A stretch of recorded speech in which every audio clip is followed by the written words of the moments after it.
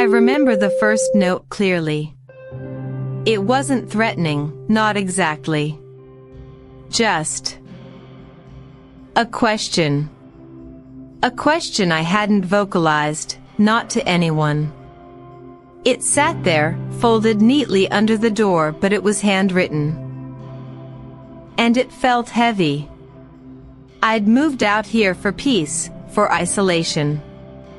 To outrun certain shadows. This note felt like a shadow had found me, right under the porch light. The Redwood Hollow cabin was supposed to be my escape. Nestled deep in the Pacific Northwest woods, my remote work meant I could be anywhere, and this place felt like nowhere. I spent my days coding. That first note, I told myself, was a fluke. A wrong address. A neighbor's kid being cheeky. Nothing more. A week later, it happened again. Another note, tucked under the same door, indistinguishable from my client meeting that morning, had indeed been plagued by a spotty connection, but I hadn't mentioned no footprints. The ground was dry. It was unnerving, but I still leaned on logic. Maybe the rental agency had some kind of welcome packet, oddly personalized. Maybe a hidden camera.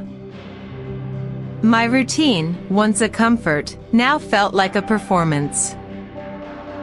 I found myself glancing over my shoulder, see the tall trees around the Redwood Hollow cabin, once a symbol of peace, began to feel like silent OB. I tried to convince myself it was just paranoia, a side effect of isolation. But the thought nagged. I started leaving the lights on longer at night, pushing back against the encroaching darkness. Then came the third note, one morning after a restless night. It wasn't just under the door. This Tim heard you tossing and turning. My blood ran cold. I had locked the door, latched the windows. There was no way anyone could have gotten in. This wasn't a prank from a distance. This was intimate. It meant someone had been inside the Redwood Hollow cabin while I was asleep, or at least. I tried to construct a rational explanation. A faulty lock? An open window I'd missed? I scoured every inch of the Redwood Hollow cabin, from the attic crawl space to the damp basement. And I called the rental agency, feigning concern about a possible pest problem, subtly probing about my mind raced, trying to find a logical crack in this increasingly impossible situation. Was there a? The logical cracks simply weren't there. Every lock was solid, every window secure. The rental agent, the cabin was exactly as advertised, a simple, isolated retreat. And yet, the notes kept coming. Not each one more precise. Don't forget to take out the trash, Leo. It's overflowing. Or, enjoying these were observations of my mundane, private life within the Redwood Hollow cabin. The feeling of night became the hardest time.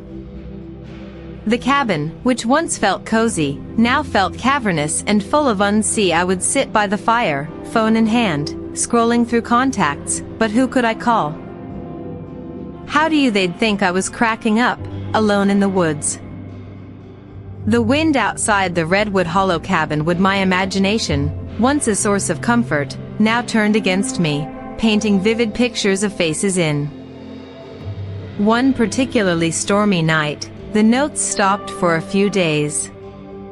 I almost convinced myself it was not the wind, not the rain. A faint, deliberate scratching at the back door of the Redwood Hollow I froze, breath catching in my throat.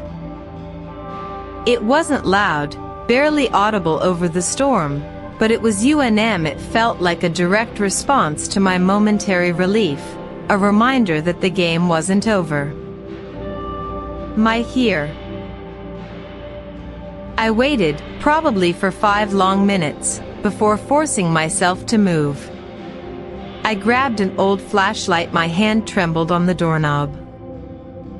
I took a deep, shaky breath and pulled it open, shining the light just the thrashing trees, the sheeting rain, and the vast, empty darkness.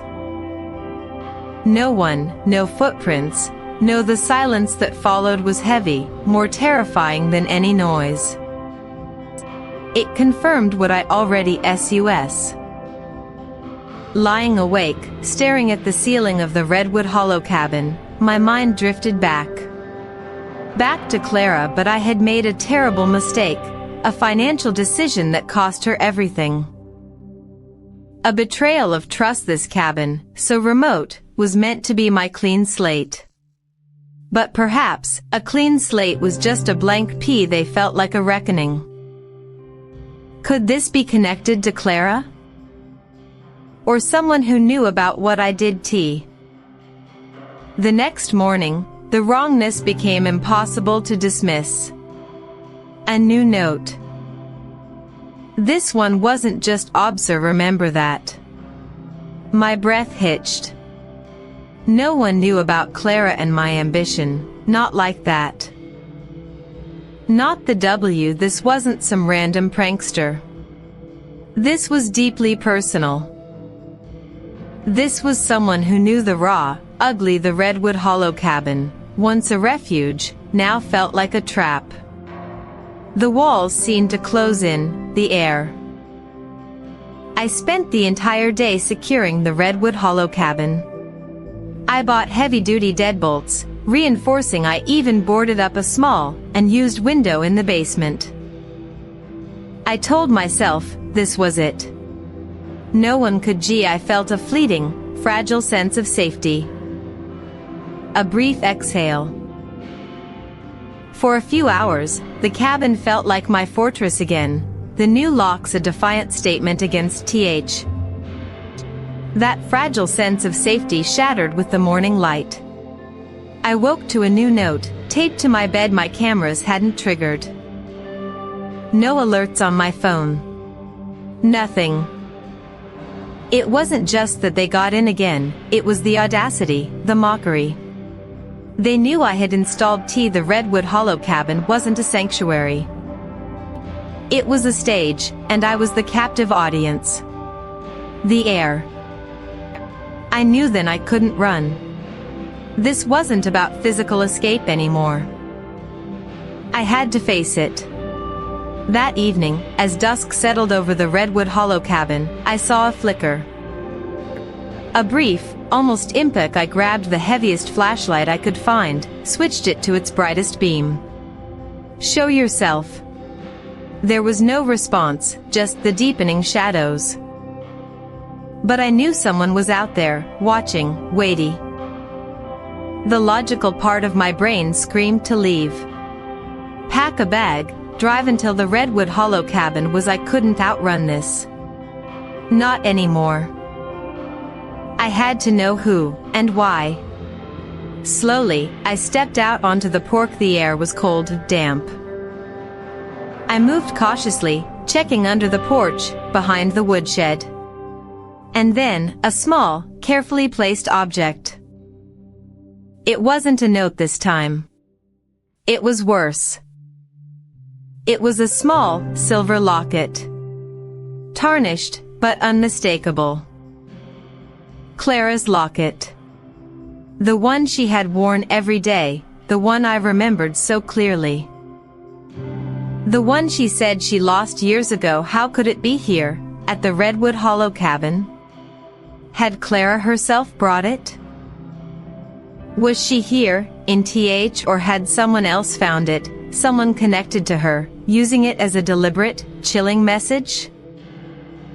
I stumbled back inside the Redwood Hollow cabin, clutching the locket. My mind reeled.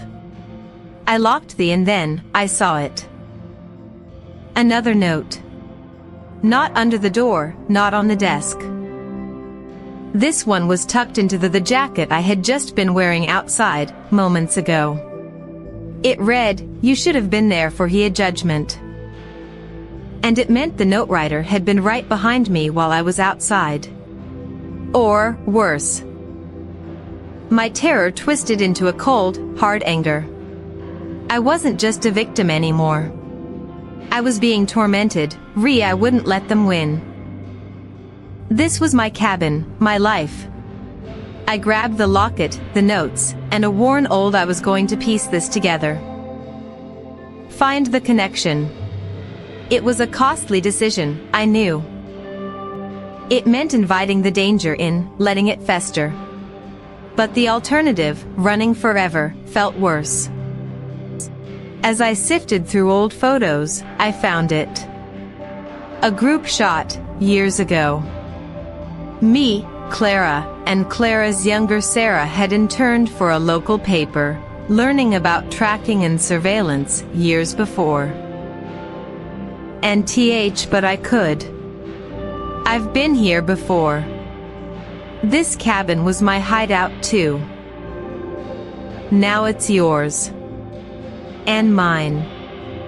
It wasn't Clara seeking revenge. It was Sarah. She hadn't just been watching, she had been preparing. The weight of that knowledge was crushing. Sarah. All this time. The cabin, her old hideout, her STA, every creak, every shadow, every quiet observation suddenly made terrifying sense. I scrambled to paw. I just needed to leave the Redwood Hollow cabin. Get out. But even as I moved, I knew. I wasn't Eska, I was escaping the truth she had forced upon me. The truth of my past, the truth of her quiet, Len. I drove away from the Redwood Hollow cabin, the duffel bag beside me, the locket still in my pocket. But the escape was an illusion. Sarah had taken more than my privacy, she had taken my peace.